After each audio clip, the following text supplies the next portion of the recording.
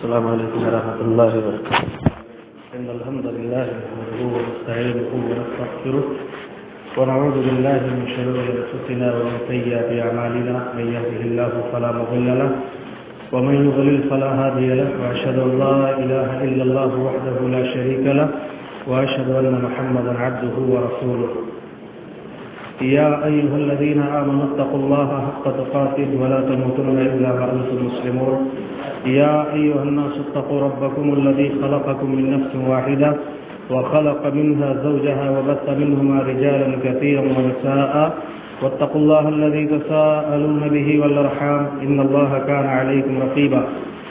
يا أيها الذين آمنوا اتقوا الله وقولوا قولا سديدا يصلح لكم أعمالكم ويغفر لكم ذنوبكم، ومن يطع الله ورسوله فقد فاز فوزا عظيما. أما بعد، فإن خير الحديث كتاب الله، وخير الهدى هدى محمد صلى الله عليه وسلم، وشر الأمور محدثاتها، وكل محدثة بدعة، وكل بدعة ضلالة، وكل ضلالة في النار. أعوذ بالله من الشيطان الرجيم. بسم الله الرحمن الرحيم. ما أصاب من مصيبة إلا بإذن الله، ومن يؤمن بالله يهد قلبه. رب اشرح لي صدري ويسر لي أمري واحلل عقدة من لساني يفقهوا قولي. سبحانك لا علم لنا إلا ما علمتنا إنك أنت العليم الحكيم. اللهم آت نفسي تقواها وزكها أنت خير من زكاها أنت وليها ومولاها. گرامی قدر علماء کرام، بزرگان دین، نوجوان ساتھیوں، پیارے بچوں، اسلامی ماؤں اور بہنوں، ساری خوبیاں اللہ رب العالمین کے لیے لائق و سزاوار ہیں، جو تن تنہا پوری کائنات کا خالق، مالک، رازق، مربی اور معبود حقیقی ہے. درود و سلام کے نذرانے ہوں انبیاء اور رسول کی مقدس جماعت پر، بالخصوص ساقی کوثر، شافع محشر، شفیع المذنبین، رحمۃ للعالمین حضرت محمد مصطفیٰ صلی اللہ علیہ وسلم کی ذات گرامی پر.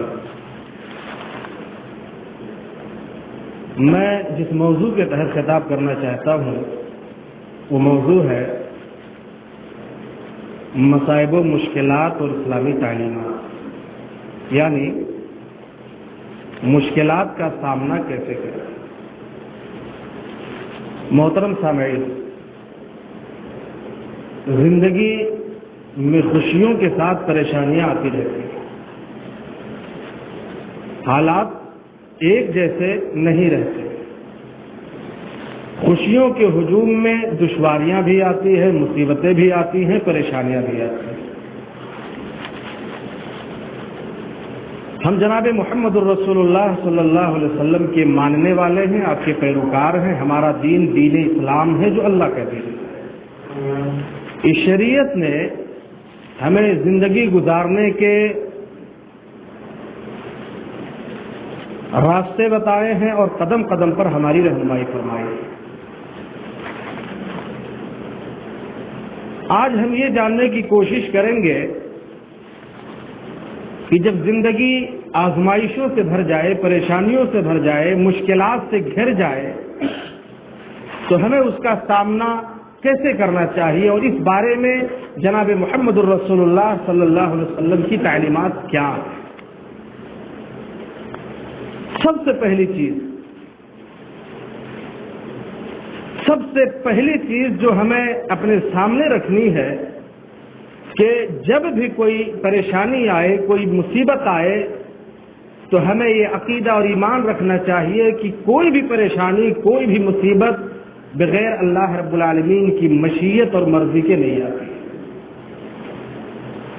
ہم نے یہ تسلیم کر لیا کہ زندگی میں خوشیوں کے ساتھ پریشانیاں آئیں گی، مصیبتیں آئیں گی. ہمیں اس چیز کو تسلیم کرنا ہے. ایسا نہیں ہے کہ حالات ہمیشہ موافق رہیں گے، مناسب رہیں گے. اتار چڑھاؤ زندگی میں، نشیب و فراز آتے رہتے ہیں.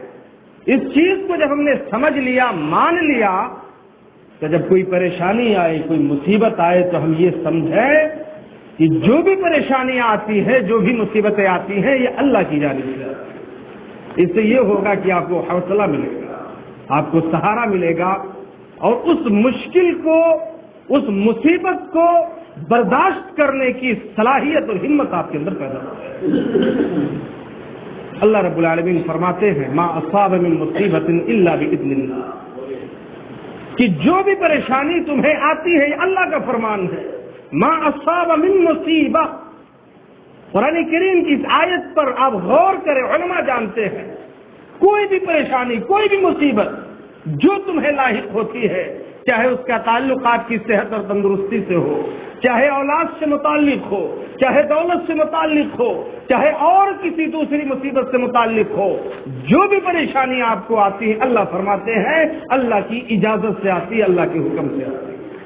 یہ پہلی بات ہم نے معلوم کر لی. اس کے بعد اللہ فرماتے ہیں وَمَن يُؤْمِن بِاللَّهِ، جو اللہ پر ایمان لے آیا. اس موقع پر ایمان کا مطلب یہ ہوا کہ پریشانی آئی، مصیبت آئی، مشکلات میں گھرا، زندگی اس کے سامنے جو ہے آزمائشوں میں گھر گئی. ایسے موقع پر اس نے یہ سمجھا یہ پریشانی اللہ کی جانب سے آئی ہے، خوشیاں بھی اللہ کی جانب سے تھی، زندگی میری عیش و آرام میں گزر رہی تھی اللہ کی جانب سے تھی. آج جو پریشانی آئی ہے، آج جو مصیبت آئی ہے، آج یہ جو دکھ کے لمحات ہیں، یہ بھی اللہ کی جانب سے ہے. اللہ نے چاہا تو یہ پریشانیاں دور ہو جائیں گی، اللہ نے چاہا تو یہ مصیبتیں ختم ہو جائیں گی. وَمَن يُؤْمِن بِاللَّهِ کا مفہوم یہی ہے. اس پریشانی میں ڈٹ گیا، جم گیا، ثابت قدم رہا اور پورے یقین کے ساتھ، پورے حوصلے کے ساتھ اس کا سامنا فرمایا، اس کا سامنا کیا. اللہ فرماتے وَمَن يُؤْمِن بِاللَّهِ يَهْدِ قَلْبَهُ. اس کا انعام یہ ہوا، اس کا انعام یہ ملے گا، اس کا صلہ اسے یہ ملے گا کہ اللہ اسے ہدایت سے سرفراز فرمائے. اللہ اسے انعام کے طور پر کیا کریں گے؟ اسے ہدایت دیں گے، اس کے دل کو قرار اور ثبات عطا فرمائیں گے اور اس کی صحیح رہنمائی کریں گے. اس پریشانی سے نکلنے کا رب العالمین اسے راستہ دکھائیں گے. تو پہلی بات جو معلوم ہوئی کہ پریشانیاں آئیں گی، مصیبتیں آئیں گی. دوسری چیز، پریشانیاں اور مصیبتیں جب آ جائیں، کوئی بھی پریشانی، ہر وہ چیز، مصیبت کسے کہتے ہیں؟ ہر وہ چیز جس سے ایک مسلمان کو، ایک مومن کو تکلیف پہنچے، ایک انسان جس سے تکلیف محسوس کرے، وہ مصیبت ہے. کوئی بھی پریشانی آئے آپ عقیدہ رکھیے، ایمان رکھیے کہ اللہ کی جانب سے ہے اور اس موقع پر آپ ایمان کا مظاہرہ کیجیے، اللہ راستہ دکھائے. دوسری چیز، ہم مشکلات کا سامنا کیسے کریں؟ کوئی بھی پریشانی آئے، کوئی بھی مصیبت آئے، ہمیں حوصلے سے، ہمت سے کام لینا چاہیے. یاد رکھیے مومن عزم کا نام ہے، حزم کا نام ہے، جزم کا نام ہے، حوصلے کا نام ہے. صاحب ایمان مایوس نہیں ہوتا، ایک مومن بزدل نہیں ہوتا ہے. اس پریشانی کا سامنا ہمیں پورے حوصلے کے ساتھ کرنا ہے. زندگی کتنی بھی تاریک ہو جائے، زندگی چاہے جتنی اداس ہو جائے، مومن کے ہاں اداسی نہیں آتی ہے. مومن چونکہ اس کا رشتہ رب العالمین سے جڑا ہوتا ہے، اس کے سامنے دین ہے، اسلام ہے، محمد الرسول اللہ صلی اللہ علیہ وسلم کی زندگی ہے، تعلیمات مصطفیہ ہے، اور یہ ساری چیزیں اپنے سامنے رکھتا ہے. اسے حوصلہ ملتا ہے، اسے حوصلہ ملتا ہے اور پوری بہادری کے ساتھ، پورے بھروسے کے ساتھ اور پورے یقین کے ساتھ اس مشکل کا سامنا کرتا ہے. تو ہمیں پریشانیوں کا سامنا پورے بھروسے کے ساتھ کرنا ہے، حوصلے کے ساتھ کرنا ہے. مجھے اس موقع سے دو مثالیں، بلکہ کئی مثالیں یاد آ رہی ہیں. میں کچھ مثالیں آپ کے سامنے رکھنا چاہتا ہوں. اللہ رب العالمین نے حضرت موسیٰ علیہ السلام کو فرعون کی طرف نبی اور رسول بنا کر کے بھیجا. پورا قصہ آپ کے سامنے ہے. فرعون نے انکار کیا، سرکشی کی، تمرد کیا، حضرت موسیٰ علیہ السلام کی بات نہیں مانی اور موسیٰ علیہ السلام کی دعوت کے نتیجے میں تھوڑی سی جماعت جو حضرت موسیٰ علیہ السلام سے جڑ گئی. اللہ کا حکم ہوا آپ یہاں سے چلے جائیے. حضرت موسیٰ علیہ السلام اپنے ماننے والوں کو لے کر کے نکل گئے. ایک چھوٹی سی جماعت ہے، تھوڑے سے افراد ہیں حضرت موسیٰ علیہ السلام کے ساتھ نکل گئے. فرعون کو پتہ چلا، حضرت موسیٰ علیہ السلام کا پیچھا کیا.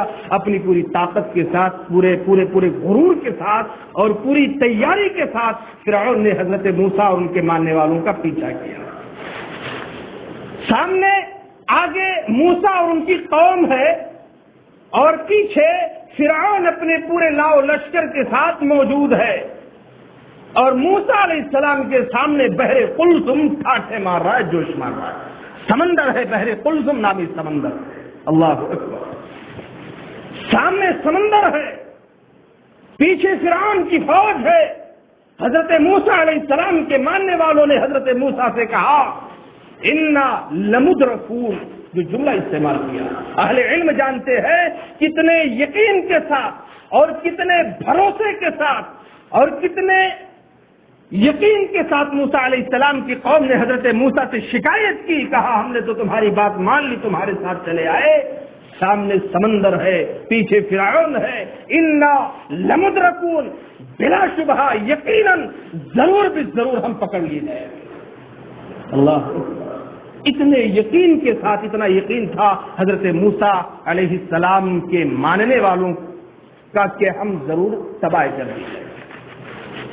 اتنے یقین کے ساتھ انہوں نے کہا. کیا یہ پریشانی کی گھڑی نہیں تھی؟ میں پوچھنا چاہتا ہوں کیا یہ مشکل وقت نہیں تھا؟ سامنے سمندر ہے، مشکل وقت تھا کہ نہیں تھا؟ ایک عام آدمی جو محسوس کر سکتا تھا، جو سمجھ سکتا تھا، وہ قوم موسیٰ نے ظاہر کر دیا. کتنی پریشانی کی بات ہے، سامنے سمندر ہے جس میں جانا تباہی ہے. رکنے کی صورت میں فرعون اپنی پوری فوج کے ساتھ کھڑا ہے، لمحوں میں مسلنے کے لیے وہ تیار. اللہ، ایک مومن کا ایمان کیسا ہوتا ہے، ایک صاحب ایمان کس قدر حوصلے اور جرأت کا مظاہرہ کرتا ہے، وہ حضرت موسیٰ علیہ السلام سے اور اللہ کے پیغمبر سے ہم سب کو سیکھنے کی ضرورت ہے. انا لمدرکون، موسیٰ ہم تو برباد کر دیے گئے، ہم پکڑ لیے گئے، ہم تباہ کر دیے گئے، بچنے اور بچانے کی کوئی شکل نہیں ہے. اللہ کے پیغمبر نے جتنے یقین کے ساتھ قوم موسیٰ نے کہا تھا ہم پکڑ لیے جائیں گے، اس سے کہیں زیادہ یقین کے ساتھ حضرت موسیٰ نے کہا. قرآن پڑھیے، کلا ان معی ربی سیہدین. اللہ اکبر، کلا ہرگز نہیں، ان معی ربی سیہدین. تاکید کر تاکید اللہ رب العالمین کے کلام پر اور اعجاز قرآن پر اور بلاغت قرآن پر اور فصاحت قرآن پر جس قدر آپ حیرت کیجیے اہل علم سمجھ سکتے. ان معی ربی سیہدین، بلا شبہ میرے ساتھ، ہم لوگوں کے ساتھ ہمارا رب ہے جو ہماری رہنمائی کرے گا. موسیٰ علیہ السلام بھی وہی دیکھ رہے ہیں جو قوم موسیٰ دیکھ رہے ہیں. ان کے سامنے بھی سمندر ہے، انہیں بھی دکھائی دے رہا ہے. مشکل کے یہ لمحات موسیٰ علیہ السلام کے سامنے بھی ہے، پر اس کا سامنا بہادری سے کر رہے ہیں، حوصلے کے ساتھ کر رہے ہیں، یقین کے ساتھ کر رہے ہیں. اللہ پر بھروسہ ہے. اگر اللہ کے لیے نکلے ہیں، اللہ کے لیے قربانی دی ہے اور اللہ کے حکم سے آئے ہیں تو اللہ ضائع نہیں کرے گا، برباد. یہ ادا اللہ کو پسند آئی. اتنی پریشانی میں اور مجھ سے رابطہ نہیں ٹوٹا، اللہ کو یہ ادا پسند آئی. دیکھیے، پریشانیوں میں، مصیبتوں میں جب رابطے اللہ سے جتنے جڑتے ہیں منزل اتنی آسان ہو جاتی ہے. اللہ سے اپنا رشتہ جوڑ کے رکھیے. آپ اللہ کے ہو جائیے، اللہ آپ کا ہو جائے گا. آپ کی پریشانیوں میں آپ کو رہنمائی کرے گا، آپ کی جو ہے آپ کو راہ دکھائے گا. فَأَوْحَيْنَا إِلَى مُوسَىٰ أَنِ اضْرِب بِّعَصَاكَ الْبَحْرَ فَانفَلَقَ فَكَانَ كُلُّ فِرْقٍ كَالطَّوْدِ الْعَظِيمِ. اللہ نے کہا موسیٰ ڈر کاہے رہے، سمندر میں لاٹھی ماریے، سمندر میں لاٹھی ماریے. لاٹھی ماری، راستے بن گئے. موسیٰ علیہ السلام ان کے ماننے والے نکل گئے، فرعون گیا ڈوب گیا. وہی راستہ، وہی سمندر موسیٰ کے لیے راستہ بن رہا ہے. وہی سمندر موسیٰ اور ان کے ماننے والوں کے لیے، اہل ایمان کے لیے راستہ بن رہا ہے، اور وہی سمندر فرعون اور اس کے ماننے والوں کے لیے موت بن گئی. بات کیا سمجھ میں آئی؟ اس پریشانی کے لمحات میں موسیٰ علیہ السلام نے جو بھروسہ دکھایا تھا، اللہ نے وہاں رہنمائی کروائی. پریشانیوں میں میں نے بتایا مومن بزدل نہیں ہوتا ہے، وہ مصیبت کو فیس کرتا ہے، پریشانی کا سامنا بڑی بہادری اور یقین کے ساتھ کرتا ہے. آپ یہ جذبہ پیدا کیجیے، آپ یہ بھروسہ دکھائیے، اللہ آپ کی رہنمائی کرے گا، اللہ آپ کی مدد کرے گا. یاد رکھیے گا، رات چاہے جتنی لمبی ہو جائے، صبح کا سورج نکلتا ضرور. رات ہمیشہ رات نہیں رہتی ہے، سورج نکلتا ہے، اور سورج چاہے نکلے گا. رات جتنی لمبی ہو جائے، یہ تاریکیاں جتنی آپ کی زندگی میں بڑھ جائیں، اداسیاں بڑھ جائیں، زندگی بے کیف ہو جائے، بے لذت ہو جائے، حضرت موسیٰ علیہ السلام کا قصہ یاد کر لیجیے. اور ہم سب کے امام جناب محمد الرسول اللہ صلی اللہ علیہ وسلم مکہ سے ہجرت کر رہے ہیں. مکہ سے ہجرت کر رہے ہیں، آپ کے ساتھ آپ کے پیارے ساتھی حضرت ابوبکر صدیق رضی اللہ تعالی عنہ ہے. مکہ سے ہجرت کیے. ادھر مکہ والوں نے انعام رکھ دیا، جو محمد کو زندہ یا مردہ لائے گا اسے انعامات سے نواز دیا جائے گا. اللہ اکبر، مکہ سے بڑے بڑے شہر سوار گھڑ سوار ایک بڑی فوج حضرت محمد عربی صلی اللہ علیہ وسلم کو تلاش کر رہی ہے۔ کائنات کے امام صلی اللہ علیہ وسلم پناہ لیتے ہیں، چھپ جاتے ہیں غار کے اندر جس کا نام غار ثور ہے۔ اللہ کے نبی صلی اللہ علیہ وسلم اپنے صدیق کے ساتھ غار ثور کے اندر موجود ہے۔ دشمن تلاش کر رہا ہے محمد کو زندہ لانا ہے یا مردہ لانا ہے، دونوں صورتوں میں اسے انعامات سے سرفراز کر دیا جائے گا۔ کائنات کے امام صلی اللہ علیہ وسلم جس غار کے اندر ہے اس کے دہانے تک دشمن پہنچ گیا ہے۔ صدیق ساتھ میں ہے، نظر اوپر جاتی ہے، دشمن کے جوتے نظر آ رہے ہیں، دشمن دکھ رہا ہے۔ کہا اللہ کے حبیب صلی اللہ علیہ وسلم دشمن ہم سے بہت قریب ہے، دشمن ہم سے بہت قریب ہے، اتنا قریب ہے کہ اگر دشمن اپنے جوتوں کو دیکھے گا، اگر دشمن اپنے قدموں کی طرف نظر ڈالے تو ہم پکڑ لیے جائیں گے، اتنا قریب ہے، ہم دیکھ لیے جائیں گے۔ محمد الرسول اللہ صلی اللہ علیہ وسلم نے نگاہ اٹھائی، دشمن کے قدموں کو دیکھا۔ اللہ کے نبی صلی اللہ علیہ وسلم اس موقع سے فرماتے ہیں ابو بکر ما ظنك باثنين الله ثالثهما لا تحزن ان الله معنا۔ اے ابو بکر ذرا بتاؤ تمہارا کیا خیال ہے ان دو لوگوں کے بارے میں؟ اے ابو بکر ذرا بتاؤ ان دو لوگوں کے بارے میں تمہارا کیا خیال ہے جن کی مدد کرنے والا تیسرا رب العالمین ہے۔ لا تحزن، گھبرانے کی ضرورت نہیں ہے، ان اللہ معنا، اللہ ہمارے ساتھ ہے، اللہ ہمارے ساتھ ہے۔ اور یہ یقین دکھایا، یہ بھروسہ دکھایا، یہ جذبہ دکھایا، یہ حوصلہ دکھایا اور یہ ایمان دکھایا محمد الرسول اللہ صلی اللہ علیہ وسلم نے۔ اللہ نے مدد کی، دشمن خائب و خاسر لوٹ گیا، دشمن کی نگاہ اس کے جوتوں تک نہیں گئی۔ تو پریشانیوں میں، مصیبتوں میں، تکلیفوں میں ہمیں اللہ سے اپنا رابطہ جوڑ کر کے رکھنا، اپنا رشتہ مضبوط کرنا ہے اور پورے یقین کے ساتھ اور بھروسے کے ساتھ ہمیں اس پریشانی کا سامنا کرنا ہے۔ تیسری چیز، پریشانیوں میں ہم لوگ گھبرا جاتے ہیں اور ظاہری اسباب پر ہم بڑا بھروسہ کرتے ہیں، ظاہری اسباب پر بھروسہ کرتے ہیں اور کرنا چاہیے، اسباب کا اختیار کرنا یہ خلاف شرع نہیں بلکہ عین توکل ہے، لیکن ظاہری پر مکمل نربھر ہو جانا، بھروسہ کرنا یہ ایمان کی صفت ہے، اہل ایمان کی صفت ہے، ایمان کی دلیل نہیں ہے۔ ظاہری کے ساتھ ساتھ جب تک باطنی اسباب نہیں اختیار کیے جائیں گے آپ کامیاب نہیں ہو سکتے۔ آپ پریشانیوں میں، مصیبتوں میں، مشکلات میں ظاہری اسباب اختیار کیجئے لیکن اللہ سے دعا جیسی عظیم عبادت سے آپ مدد طلب کیجیے، دعاؤں کا سہارا لیجیے، دعاؤں کا سہارا لیجئے، اللہ رب العالمین سے روئیے، اللہ کے حضور آئیے، اللہ رب العالمین کے سامنے آنسو نکالیے۔ ہم میں سے کون ایسا انسان ہے جو پریشان نہیں ہے؟ کوئی کہہ سکتا ہے کس کی زندگی میں الجھنیں نہیں ہیں، کس کی زندگی میں مسائل نہیں ہیں، کس کے اپنے گھر میں اختلافات نہیں ہے؟ ہر ایک انسان اپنی جگہ پریشان ہے، لیکن میں پوچھنا چاہتا ہوں ہم میں سے کتنے ایسے لوگ ہیں جو پریشانیوں میں دعاؤں کا سہارا لیتے ہیں؟ کتنے لوگ آپ کو ملیں گے؟ اگر مولوی صاحب نے سمجھا بھی دیا کسی موقع سے، کوئی آدمی ہے پریشان ہے، الجھنوں میں ڈوبا ہوا ہے، مولوی صاحب کے پاس آ کے بیٹھا، آپ پریشان ہیں، آپ دعا کا سہارا لیجئے، کیا ہوگا دعا سے؟ آج ہماری زندگیوں میں جو بے برکتیاں آئی ہیں، پریشانیاں آئی ہیں، اس کی ایک وجہ یہ ہے کہ اللہ کے دین پر اور اس کے قرآن پر ہمارا یقین اور بھروسہ بھی نہیں رہا۔ انسان کو یقین ہی نہیں ہے کہ دعاؤں سے کیا ہونے والا۔ کتنے ایسے قصے میں اگر بیان کروں وقت تو نہیں ہے، کتنے ایسے دامن تاریخ میں، قرآن میں، محمد الرسول اللہ کی حدیثوں میں ایسے کتنے واقعات آپ کو ملیں گے کہ انہوں نے دعائیں کی ہیں، اس کا نتیجہ اور انعام نہیں ملا۔ حضرت زکریا علیہ السلام، رب انی وہن العظم منی واشتعل الرأس شیبا ولم اکن بدعائک رب شقیا۔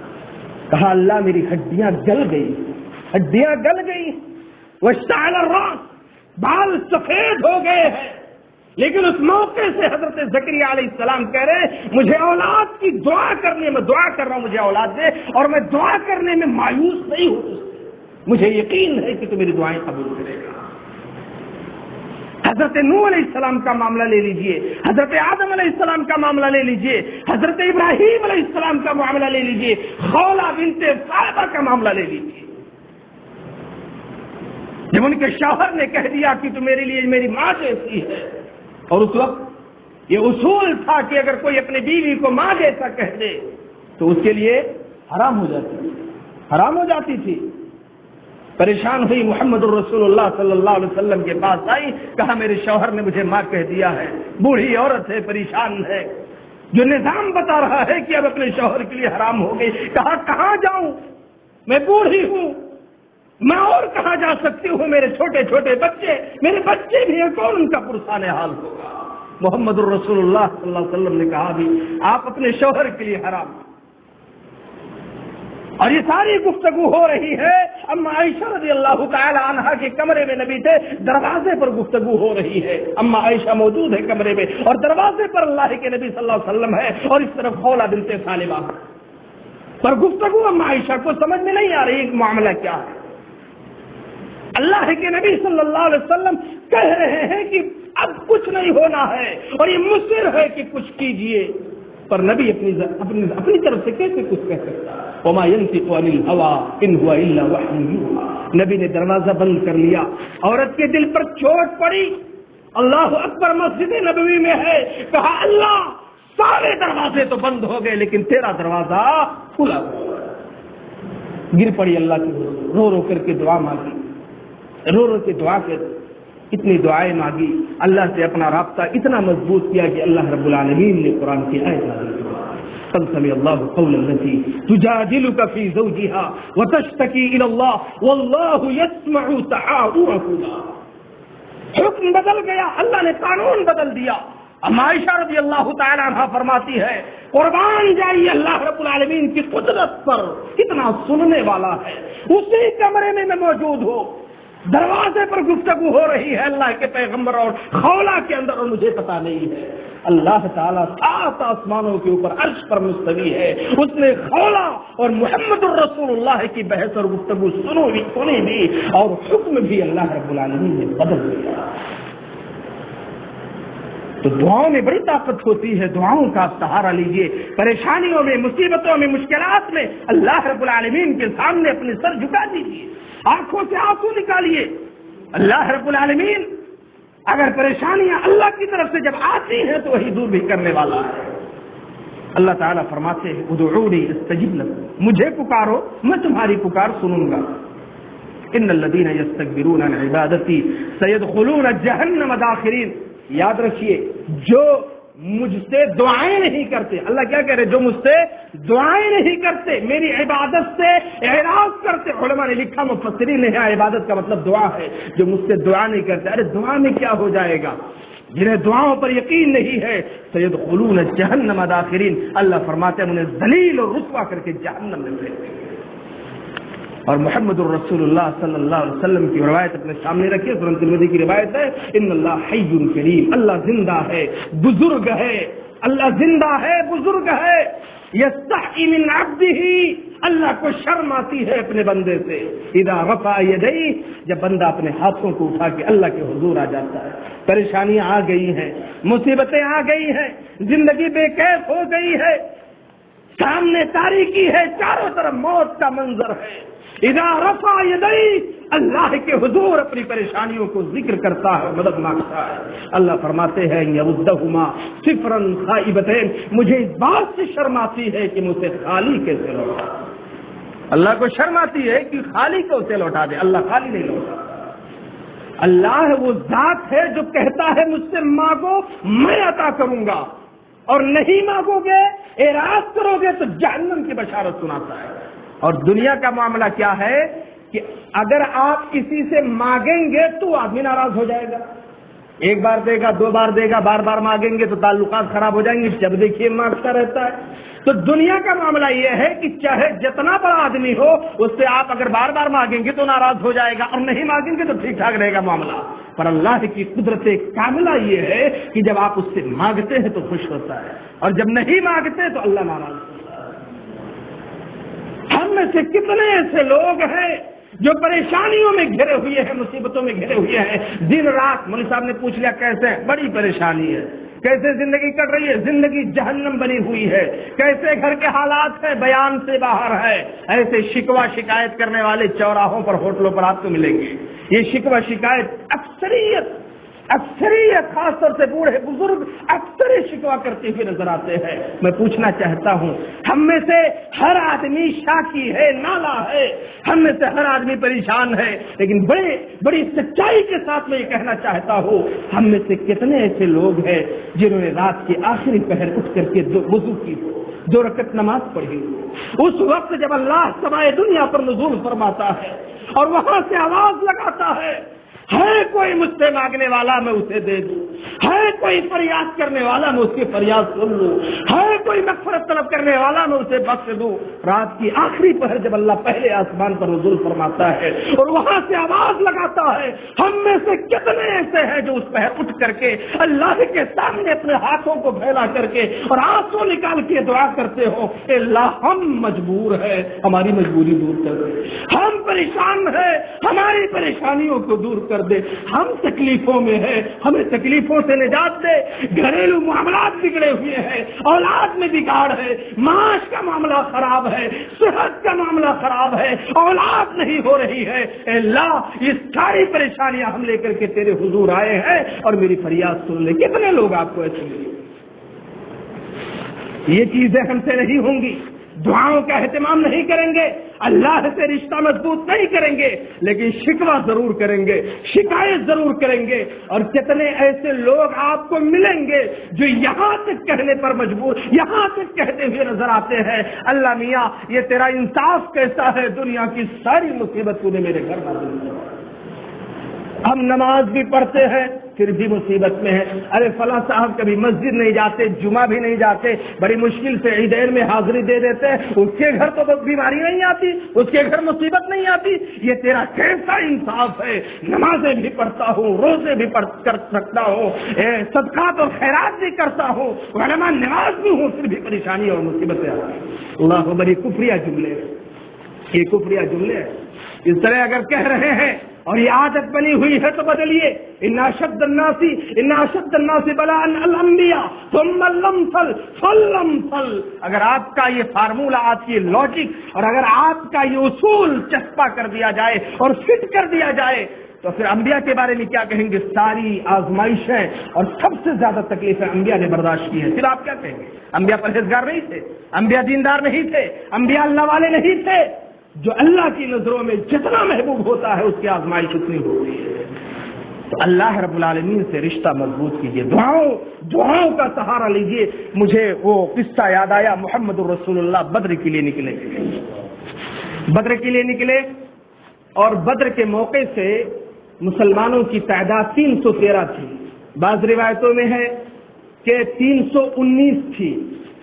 آس پاس 313 319 سے زیادہ مسلمان نہیں تھے اور کفار پوری تیاری کے ساتھ 1000 کی تعداد میں موجود تھے.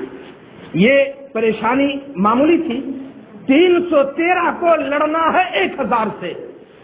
محمد الرسول اللہ صلی اللہ علیہ وسلم نے اپنے ماننے والوں پر نظر دوڑائی. 313 کچھ ایسے بھی تھے جو بوڑھے تھے، کچھ ایسے بھی تھے جو بیمار تھے، کچھ ایسے بھی تھے جو چھوٹی عمر والے تھے. کتنی تعداد ایسے لوگوں کی تھی جن کے پاس اچھی تلواریں نہیں تھی، اور کتنے ایسے تھے جن کے پاس سواریاں بھی نہیں تھی، پر اس لیے آئے تھے کہ محمد الرسول اللہ صلی اللہ علیہ وسلم کی آواز پر لبیک. کائنات کے امام صلی اللہ علیہ وسلم نے دیکھا یہ ہماری جماعت ہے، یہ کافروں کی جماعت. حضرت علی فرماتے ہیں، صحیح مسلم کی روایت ہے، کائنات کے امام صلی اللہ علیہ وسلم نے عشاء کی نماز پڑھائی. نماز سے فراغت کے بعد، دعاؤں سے فارغ ہونے کے بعد صحابہ اپنے اپنے خیموں میں آرام کرنے چلے گئے. کائنات کے امام صلی اللہ علیہ وسلم کو نیند نہیں آ رہی ہے. اللہ کے نبی صلی اللہ علیہ وسلم نماز سے فارغ ہونے کے بعد ایک درخت کے نیچے جاتے اپنے ہاتھوں کو اٹھاتے. وہ پریشانی کی گھڑی تھی، وہ مصیبت کی گھڑی تھی. نبی نے تعلیم دی ہے، بتایا ہے میری امت کے لوگوں، پریشانیاں اور مصیبتیں جب زندگی میں زیادہ ہو جائیں تو سامنا کیسے کرنا ہے. اللہ کے نبی ایک درخت کے نیچے جاتے ہیں، اپنے ہاتھوں کو اٹھا دیا اور رو رو کر کے دعا کر رہے ہیں، اللہم انجز لی ما وعدتنی، اے اللہ جو وعدہ تو نے مجھ سے کیا ہے وہ پورا کر دینا، اللہم آتی ما وعدتنی، مولا یہ تیرے ماننے والے ہیں، تیرے مصطفیٰ کی آواز پر انہوں نے لبیک کہا ہے، یہ تیرے دین کے لیے آئے ہیں، تیرے نبی کی آواز پر انہوں نے لبیک کہا ہے، اللہم آتی ما وعدتنی، اے اللہ تیرا وعدہ سچا ہے، تو نے فتح کا وعدہ کیا ہے، تو نے کامیابی کی بات کہی ہے، اللہم آتی ما وعدتنی، آج اپنے وعدے کو تو پورا کر دینا، اللہم لا تخذلہم، اے اللہ انہیں شرمندہ نہ کرنا، انہیں ذلیل نہ کرنا، انہیں رسوا نہ کرنا، اللہم لا تخذلہم، تیرے دین کے لیے نکلے ہیں، ان کی لاج رکھ لینا، انہیں شرمندہ نہ کرنا، اور اللہ سن لے، اللہم ان تہلک هذه العصابہ لم تعبد بعد اليوم، اے کائنات کے خالق مالک، اگر آج یہ مٹھی بھر جماعت 313 اگر یہ مٹھی بھر جماعت مار دی گئی، قیامت تک تیرا نام لینے والا کوئی نہ ہوگا، ایسا رویا پیغمبر، ایسا رویا پیغمبر۔ ابن سعد وغیرہ نے طبقات کے اندر لکھا ہے، اکثر مورخین نے اپنی کتابوں میں لکھا ہے، ایسا رویا پیغمبر، اللہ کے پیغمبر کی داڑھی بھیگ گئی، سامنے کی زمین بھیگی، پیغمبر روئے جا رہے ہیں، اللہ سے روئے جا رہے ہیں، اتنا رویا پیغمبر کہ کندھے پر جو چادر تھی وہ چادر گر گئی۔ بڑی محبت کرنے والا صدیق، جسے ابو بکر صدیق کہا جاتا ہے، پیچھے بیٹھے سارا منظر دیکھ رہے ہیں، سارا منظر محمد رسول اللہ کی پوری کنڈیشن دیکھ رہے ہیں۔ جب دیکھا پیغمبر کے روتے ہوئے پیغمبر کو روتا ہوا دیکھا، پیغمبر کا اللہ سے رشتہ جڑتا ہوا دیکھا، لیکن جب کندھے سے چادر گری رہا نہ گیا، حضرت ابوبکر صدیق آگے بڑھے، چادر اٹھائی، محمد رسول اللہ کے کندھے پر ڈال دی اور مارے محبت کے نبی سے چمٹ گئے۔ بس کیجئے اللہ کے حبیب، بس کیجئے، رہنے دیجئے، اب اور مت روئیے، جو دعا آپ نے کی ہے اللہ ضرور سنے گا، آپ نے جو مانگا ہے آپ کو ضرور اللہ دے گا۔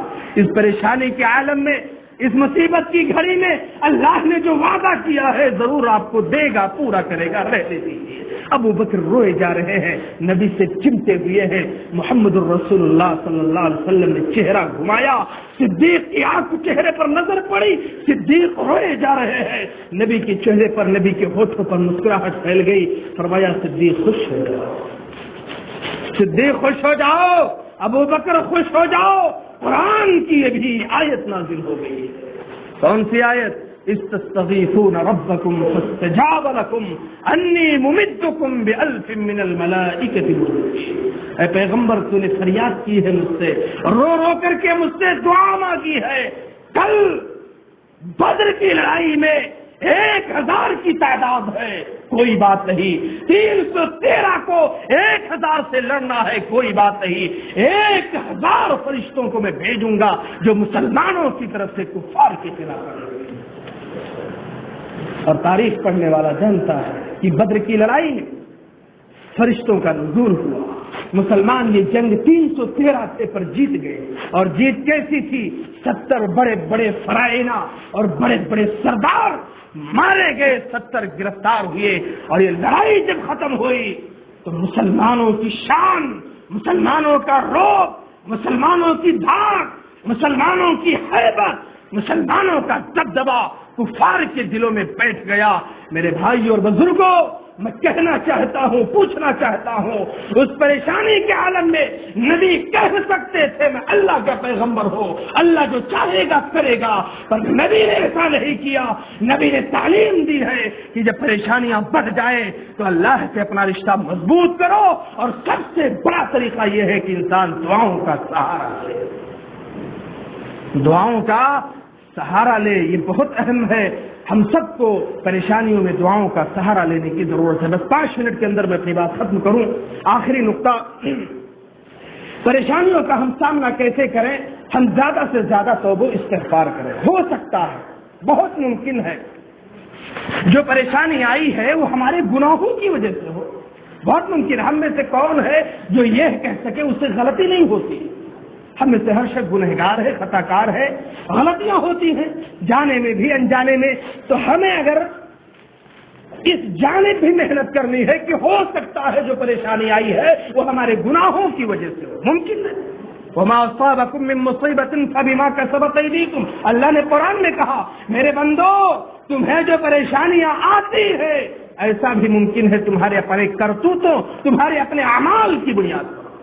بہت ممکن ہے. حجاج ابن یوسف کا جب ظلم بڑھا، تاریخ میں آتا ہے کہ جب حجاج ابن یوسف کا ظلم بڑھا تو لوگ وہ وقت کے بڑے امام، بڑے عالم حضرت حسن بصری رحمۃ اللہ علیہ کے پاس گئے اور حجاج کے ظلم کی شکایت کی. کہا بڑا ظالم ہے، اس کا ظلم بہت بڑھ گیا، کیا کریں؟ ایسا کچھ فارمولہ بتائیے، کچھ آپ نسخہ بتائیے کہ اس پر عمل کیا جائے. تو انہوں نے کہا نسخہ پوچھنے آئے ہو، علاج ڈھونڈنے آئے ہو؟ سنو، ما جاء الحجاج الا بذنوبکم. حجاج جو تم پر ہم پر مسلط ہوا ہے یہ ہمارے گناہوں کی وجہ سے ہوا ہے. اگر حجاج کے ظلم سے ہمیں نجات چاہیے اور حجاج سے ہمیں بچنا ہے تو اپنے گناہوں پر ہمیں رونا ہوگا، اللہ سے استغفار کرنا ہوگا، اللہ سے اپنا رشتہ مضبوط کرنا ہوگا.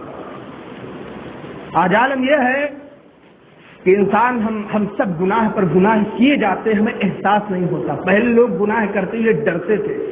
اگر باپ نے دیکھ لیا، بھائی نے دیکھ لیا، مولوی صاحب نے دیکھ لیا، رشتہ داروں نے دیکھ لیا، کسی گاؤں کے لوگوں نے دیکھ لیا تو کیا ہوگا؟ آدمی ڈرتا تھا گناہ کرتے ہوئے. اب لوگ اتنے جری ہو گئے، اتنے بہادر ہو گئے کہ جس کو دیکھنا ہے دیکھے، کچھ فرق پڑنے والا نہیں. اور حالت یہ ہے کہ گناہ کرتے کرتے جو احساس ہوتا تھا وہ مر چکا. اب کتنے ایسے لوگوں کو فرق ہی نہیں پڑتا، احساس ہی نہیں ہوتا کہ وہ گناہ کا کام کر رہے ہیں. ان کو بتاؤ یہ گناہ ہے، اچھا یہ بھی گناہ ہے، پتہ نہیں چلتا. زمین اتنا مر چکا ہے.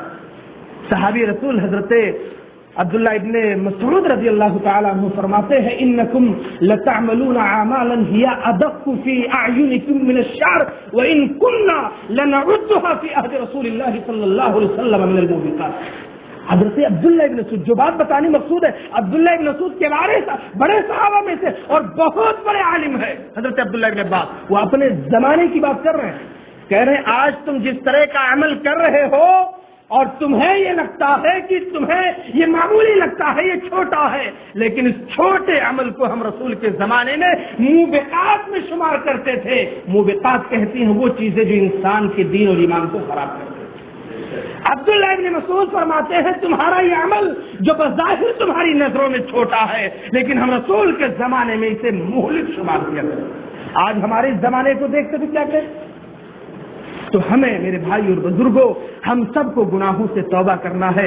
محمد الرسول اللہ صلی اللہ علیہ وسلم کی وہ حدیث 2 منٹ میں کہہ کے اپنی بات ختم کروں. اللہ کے نبی نے فرمایا تھا یا معاشر المہاجرین خمس اذا ابتلیتم بہن واعوذ باللہ ان تدرکوہن لم تظہر الفاحشۃ فی قوم قط حتى يعلنوا بها الا فشا فیہم الطاعون والاوجاع التي لم تكن في اسلافهم الذين مضوا. یہ سنن ابن ماجہ کی صحیح روایت ہے. اللہ کے نبی نے فرمایا تھا جب 5 چیزیں تمہارے اندر آ جائیں اور اللہ کی پناہ کہیں ایسا نہ ہو کہ تمہارے اندر آ جائے.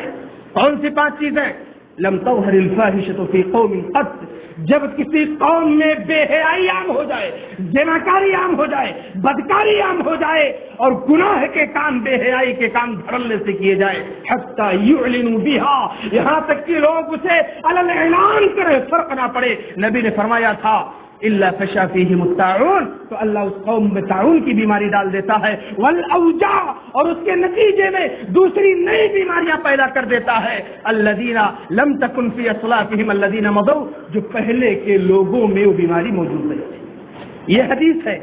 نبی نے کہا جب بے حیائی عام ہو جائے، زناکاری عام ہو جائے، لوگ بے حیائی کے کام دھڑلے سے کریں اور فرق نہ محسوس ہو، تو اللہ تعالیٰ طاعون کی بیماری اور دوسری بیماریاں عام کر دیتا ہے جو پہلے لوگوں میں نہیں تھی. آج جو بیماری 1 سال سے ہم سب کو پریشان کر کے رکھی ہے جس کا نام کورونا ہے، کبھی ہم نے سوچا، کبھی ہم نے غور کیا یہ نئی بیماری ہے کہ نئی بیماری ہے؟ 1 साल 1.25 साल पहले बीमारी नहीं थी, 1 साल पहले। नबी की हदीस बताती है बेहयाई के नतीजे में अल्लाह नई बीमारियां पैदा कर देता है। कभी हमने सोचा, कभी हमने गौर किया ये जो बीमारी आई है कहीं हमारे गुनाहों की वजह से तो नहीं? कितनी बड़ी बात थी, हम मस्जिदों से दूर कर दिए गए। एक वक्त ऐसा आया मस्जिदों से दूर हो गए, अल्लाह के घर से दूर हो गए, नमाज पढ़ने के लिए मस्जिद नहीं आ सकते। कितने महीनों तक हम अल्लाह के, ये नाराजगी है अल्लाह की कि अल्लाह ने सजा के तौर पर हमें अपने घर से दूर कर दिया। अरे अल्लाह का दरबार तो वो है, कोई भी आए अल्लाह के दर में कोई कैद नहीं है। अमीर भी आए, गरीब भी आए, छोटा भी आए, बड़ा भी आए, हिंदुस्तानी भी आए, दुनिया के किसी कोने का आए, लेकिन रब इतना नाराज हुआ कि अल्लाह के घरों से हमें अपने घरों से दूर कर दिया। और उसके बाद नबी ने फरमाया वलम यनकुसुल मिकियाल वल मीज़ान, जब लोग नाप तौल में कमी करने लगे, यानी अमानत में खयानत। नाप तौल का मतलब सिर्फ तराजू का मामला नहीं है, नाप तौल का दायरा उलमा ने लिखा बड़ा वसी है। जब अमानत में खयानत होने लगे, जब हक अदा न किया जाए, जब दूसरे के हुकूक पर डाका मारा जाए, जब वक्त की पाबंदी ना की जाए, अपनी जिम्मेदारी सही से ना दी जाए, नबी ने फरमाया वलम यनकुसुल मिकियाल वल मीज़ान, जब लोग नाप तौल में यानी मुआमलात में बेहतर ना हो, उसमें कमी करें, नबी ने फरमाया था इल्ला उखिदु बिस्सिनीन, तो अल्लाह ताला ऐसी कौम पर कहत साली नाजिल फरमा देता है। व शिद्दतिल मऊना, और महंगाई बढ़ जाती है। जब अमानत में खयानत होती है, हुकूक की पामाली होती है, अल्लाह का अज़ाब आता है और चीजों के दाम बढ़ जाते हैं। आज महंगाई का है आसमान छू रही है, हर आदमी हर घर सब शिकवा कर रहे हैं, पर कितने ऐसे लोग हम में से हैं जिन्होंने ये सोचा हो कि कहीं ये हमारे गुनाहों के नतीजे में तो नहीं है। आओ अल्लाह से रिश्ता मजबूत कर लिया जाए, आओ अल्लाह से अपना अलाका मजबूत कर लिया जाए, अल्लाह से तौबा कर ले, अल्लाह से इस्तिग़फ़ार कर ले। वो जौर सुल्तान नबी ने फरमाया था। और तीसरी मुसीबत ये आएगी कि अल्लाह जालिम बादशाह मुकर्रर कर देगा। इस हदीस की रोशनी में देखिए 5 चीजें हैं, लेकिन मैं 2 ही बात कह के अपनी बात खत्म कर रहा हूं। इस हदीस की रोशनी में आप देखें कितनी सच्चाई है, आज के इस माहौल को देखें और मुहम्मदुर रसूलुल्लाह की इस हदीस को देखें, आपको लगेगा जो नबी ने सल्लल्लाहु अलैहि वसल्लम 1400 साल पहले आपने तालीम बताया था, कहा था, आज इस माशरे पर फिट बैठ रही है। बेहयाई है, बुराई है, हरामकारी है, हरामखोरी है, गीबत है, चुगलखोरी है, नापतोल में कमी है, हुकूक की जो है पामाली है।